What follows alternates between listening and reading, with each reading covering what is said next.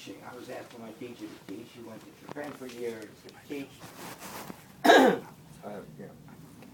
Give talks, give interviews. And I didn't know all the paraphernalia that we now have about what it takes to become a teacher. So I was this young kid at that time.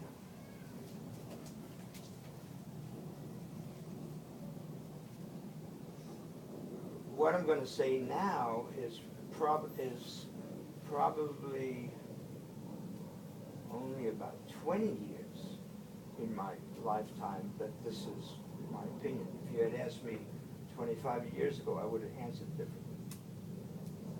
Although it makes no sense to me now, the other answers, but that's just my opinion.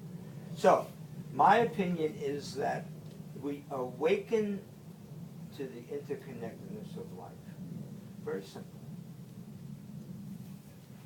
Now, some people say it's the oneness of life.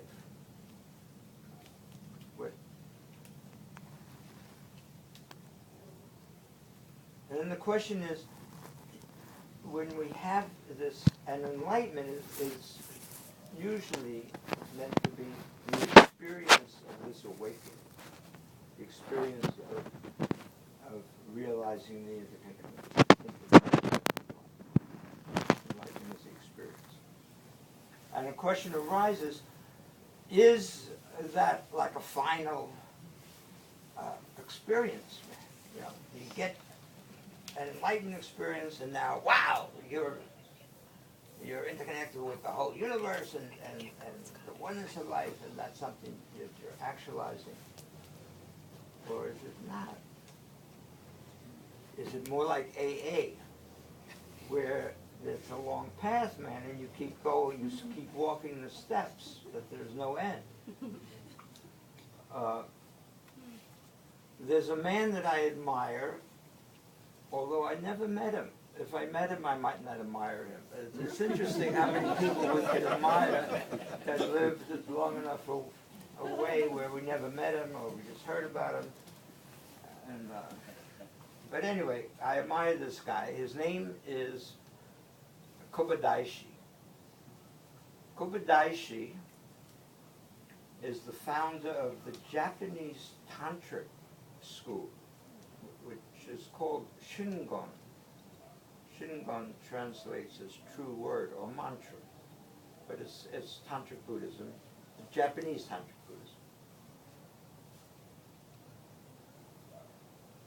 Buddhism. The Japanese are,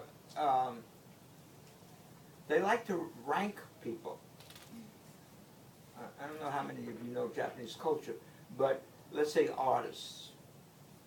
If you think of an artist, you could look up in a book and say, oh, he's ranked 58. Depending on the rank, that's the price you have to pay for his artwork. Well, Kobayashi is ranked as #1 in spiritual leaders of all time in Japan. Isn't that amazing? And Dogen Zenji, who we all admire because he's the founder of a sect that we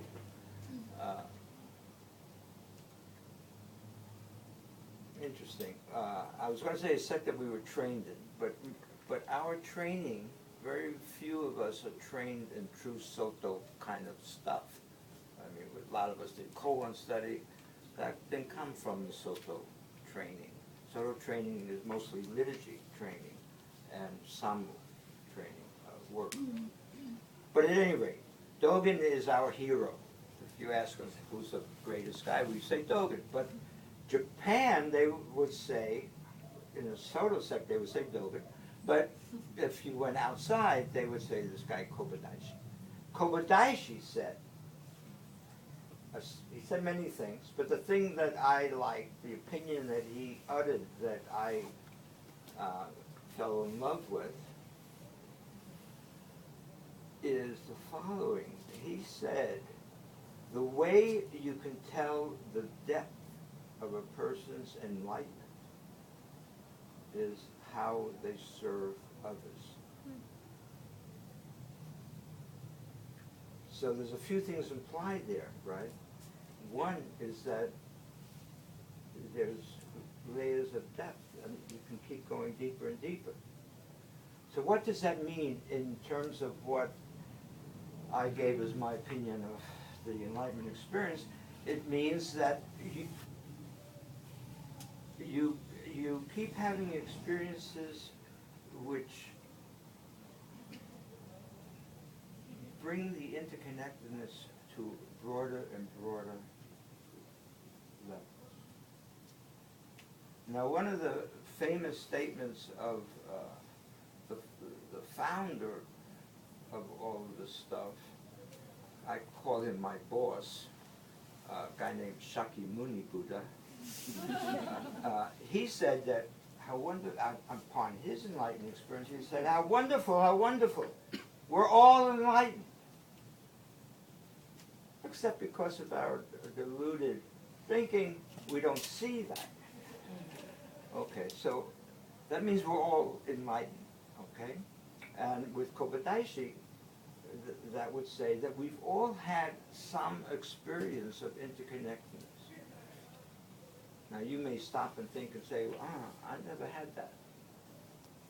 But I would venture to say that for most of us in this room, you would say, it even goes beyond saying, you act on the fact that your hands, your legs, your arms, your pores, your hair, your nose, that it's all interconnected. And you give that name of that interconnected oneness, you give that a name. In my case, that name happens to be Bernie. Now, you could imagine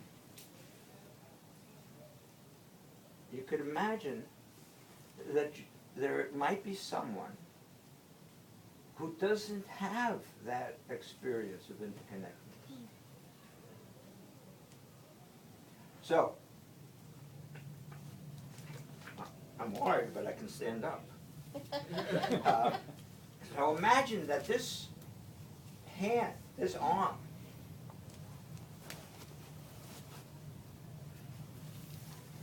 thinks that all of the fingers and the wrist and the elbow, that all of this is interconnected. And it's one body, and it's called Mary.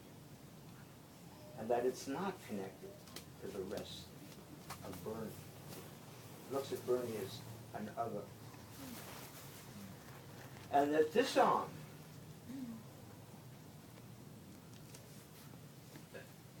same thing, all of these hairs and there's some scratches and stuff is interconnected, but not connected to Bernie, and it's Ralph. So there's Mary and Ralph and Bernie.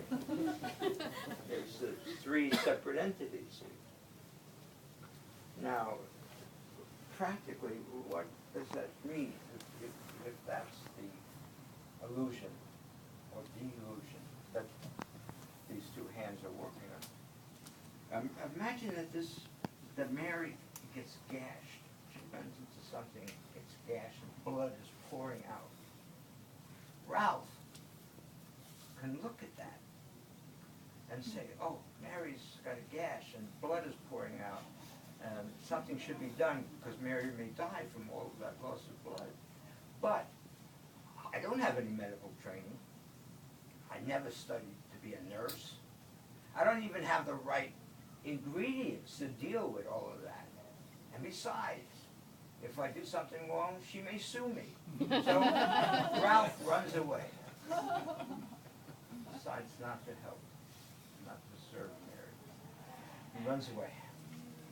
Mary bleeds to death. And Ralph dies, and Bernie dies. Imagine another kind of situation in which Bernie gets hungry. And Mary and Ralph are both social activists, and they're helping the world. They're doing good stuff. And, uh-oh, Bernie's hungry, and we got to end hunger. So Mary reaches, oh, there's food over there. Mary reaches for the food because she wants to, she's good, man. She wants to feed this hunger. But Ralph says, no, I want to do it. I want the merit. And Mary says, no, I want the merit. And they fight. And they fight and fight and fight. Bernie starves to death. And Mary dies with Ralph.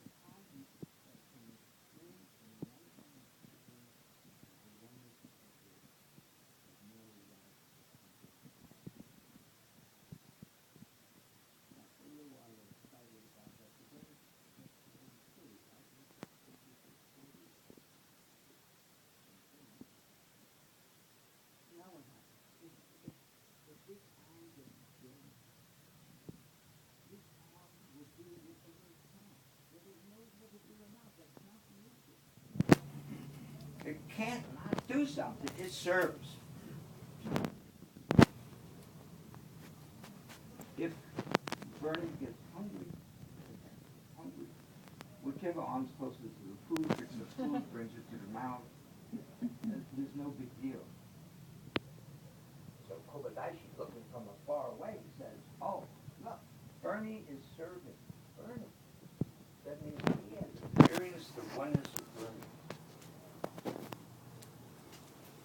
Now we could say, what's the big deal about that? And in fact,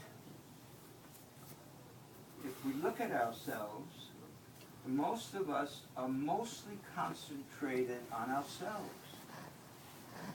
We're trying to get ourselves more enlightened, more stable, more happy, sometimes more wealthy, sometimes stronger.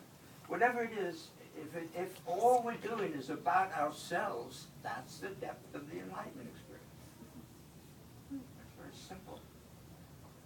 If you take a mother when she first gives birth, there's no separation between the mother and the baby. And the baby does something, and the mother reacts immediately. Kobayashi would say, the mother is enlightened to the interconnectedness of the child and the self. It's one thing. With time, the separation can occur. And it could become another. The whole word other. What's the other? If I draw a circle and say, within that circle is me, what is outside that circle? That's one way of seeing what we think of as interconnected. And each enlightenment experience, that circle becomes bigger and bigger. So in my opinion, His Holiness the Dalai Lama, his experience of interconnectedness is very, very large. He does not work just for himself. He doesn't work just for the Tibet race. He doesn't work just for the Tibet country. He's working for all of society. Is he at the end of enlightenment? No, I don't think so. I don't think anybody is.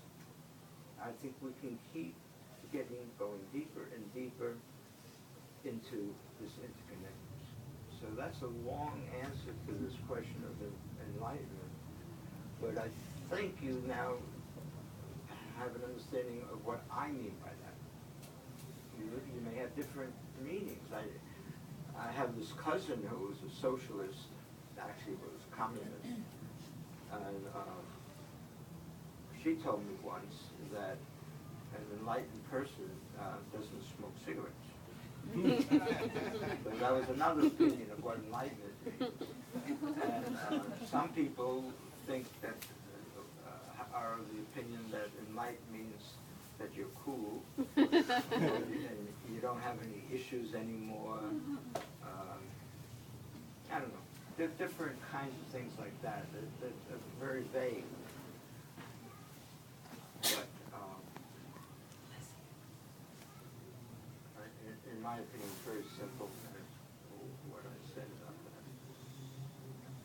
This is an important first thought. So anybody want to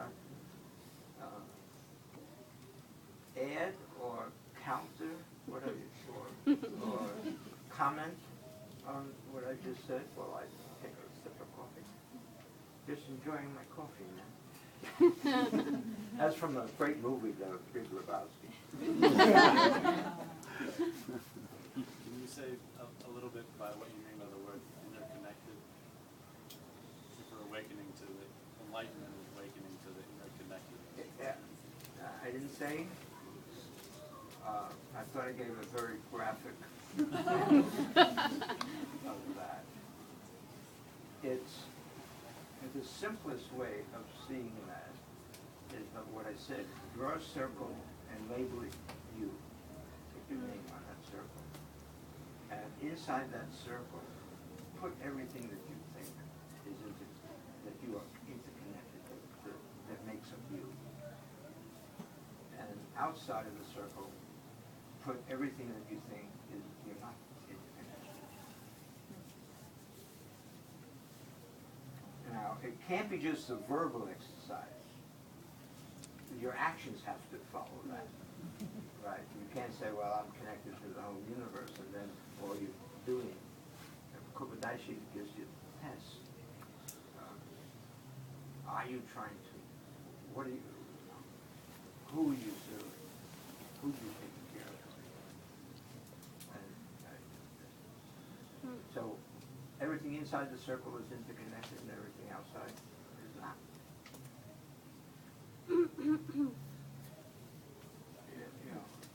What does it feel like? What does it feel like? Okay, so what's your name? Alex. Alex? So Alex, you would say that your head and your arms and your legs are all interconnected, right? I mean, really, you would say that, right? Yeah, What does it feel like? It feels like It's nothing special. nothing special, yeah. Yeah, Just so, like that's what I ours. think it feels like, nothing special. Now, would you think that there's something strange if you got hungry and your arms didn't bring food to your mouth? You would Yeah. say that then there is something special.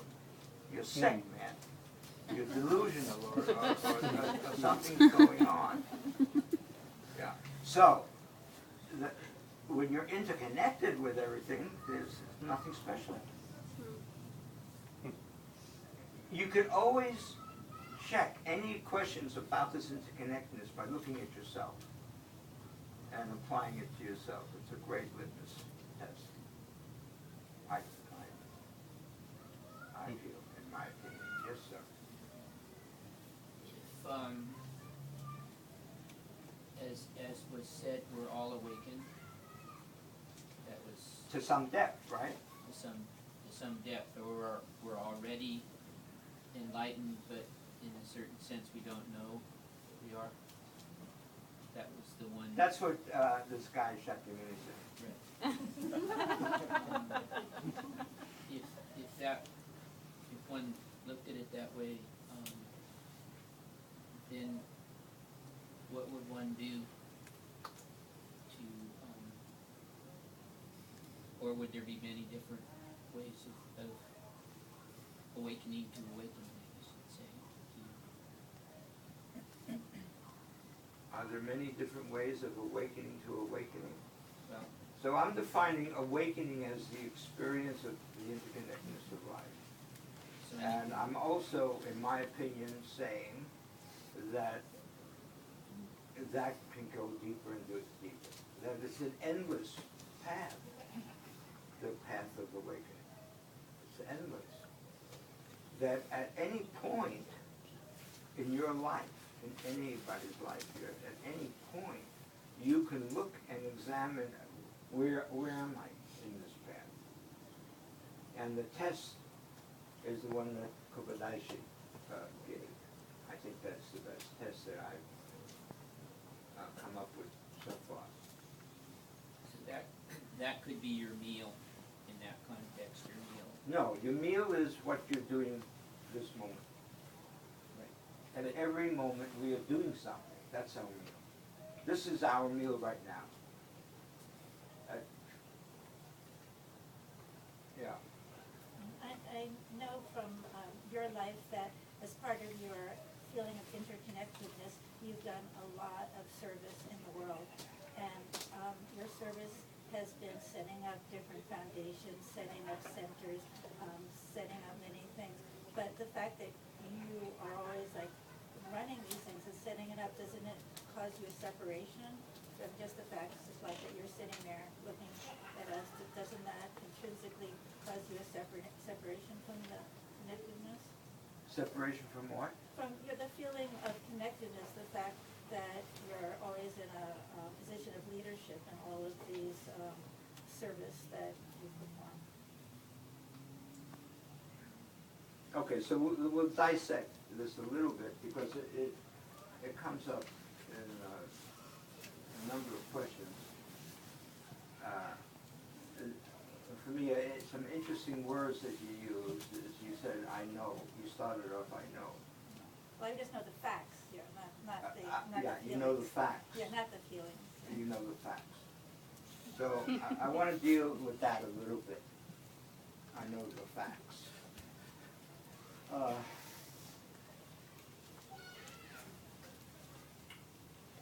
I belong to this family called the Zen Peacemakers. In fact, some people say I founded it, or co-founded it. I had the vision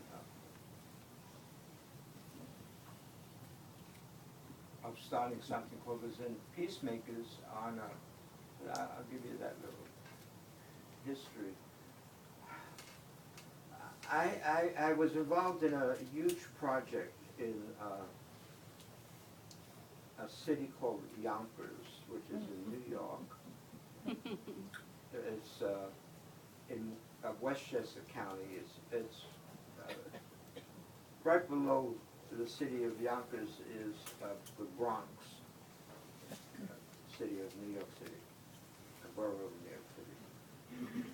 And I'd gotten to a place where I had felt that I had done what I could do, and it was going along nicely, and there were people, a lot of people making it work well. And I wanted to think about what to do next. So I decided to do a little retreat. That's a nice place to think about what you're going to do next.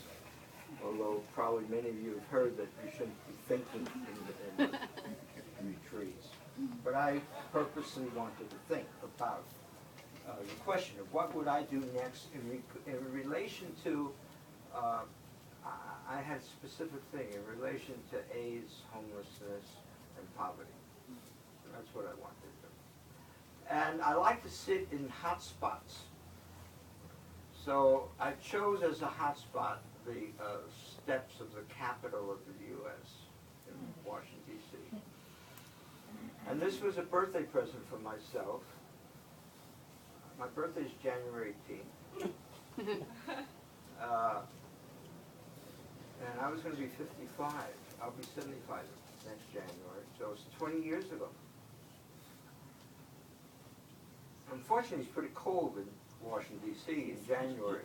And that particular January turned out to be the coldest in 50 years in Washington, D.C. So everything shut down. The Capitol was shut down, the businesses were shut down because it was covered with snow. And we were sitting on the steps and we were covered with snow. And out of that came the vision to me that I would like to work on creating a container for doing socially engaged Buddhism. And I went home and I spoke with my wife and we decided to co-found something called the Peacemakers. She's passed away about 15 years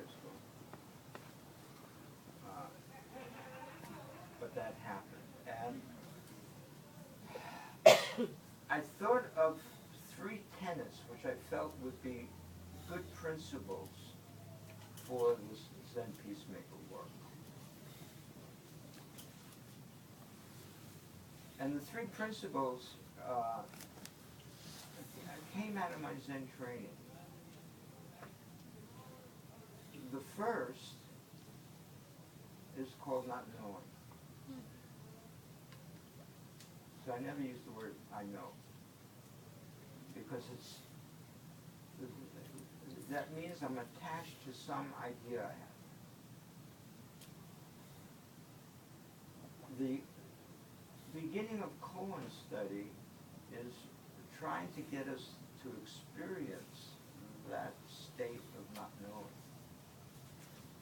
Sometimes people call it emptiness, sometimes people call it absolute emptiness, sometimes they call it all kinds of things. But for me it's very simple. It means not being attached to anything, any idea I have. So I have many ideas. I've studied, I got a PhD, I've been in different worlds. I know how to design an airplane and a missile, and I've studied chaos theory, and I've studied many different things. So I have lots of tools and lots of ideas, but no attachments. And that's a lie. I have lots of attachments. I have lots of attachments. In my practice, I try to loosen those attachments. And one of the ways, in terms of my practice, is to never say I know anything. And never to say that there's any facts. There's just what I have as my stuff that I put in my bag. If I read history books, you know they're always changing. They're always changing. Everything's changing. And then somebody reads them and says, oh, that's the fact, man. Well, I don't know about facts. So we can discuss things, but you would have to put it in a different terminology. Instead of saying, I know these facts, I've heard, or, you know, something like that. Because if we look closely, what do we know? What do we know as a fact? Every place where we think we know something as a fact, that's where we're going to get in trouble. It's going to be a problem, in my opinion. And so, that's the first tenet. And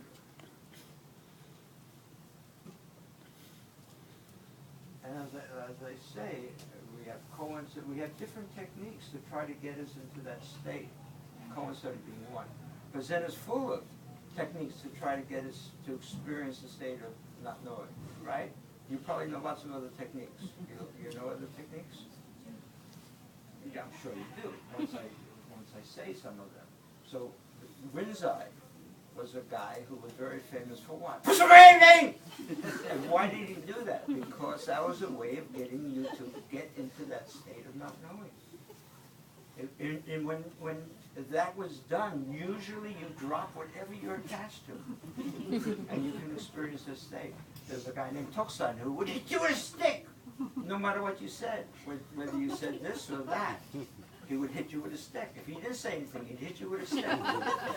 And that was his technique. So there are many techniques. Nagarjuna was a philosopher, but his technique was whatever you said, he would say, that's not it. So if you said, this is the fact, no, it's not. He would, whatever you said, he said, that's not it. There are many techniques trying to get you to experience a state of emptiness and or that state of not knowing. Now it's a little bit more complicated. In koan study, the first experience is supposedly that of emptiness, and then there's what's the essence of it. So somebody asks, what's the essence of Zen? They try to get you to, what's the essence of emptiness? And there's a whole slew of koans around that. And the essence is what I'm using as not knowing. That first principle. And so I came up with my own kinds of methods for that. I call them plunges. taking people into situations where they have no way to describe it. Somebody talked about describability. So your first time that you did Zazen was probably a plunge. You had no way to describe that before you did it. Once you did it, now you may have had some ways of describing it, but that was not Zazen you would describe. So if one is truly doing Zazen, in my opinion,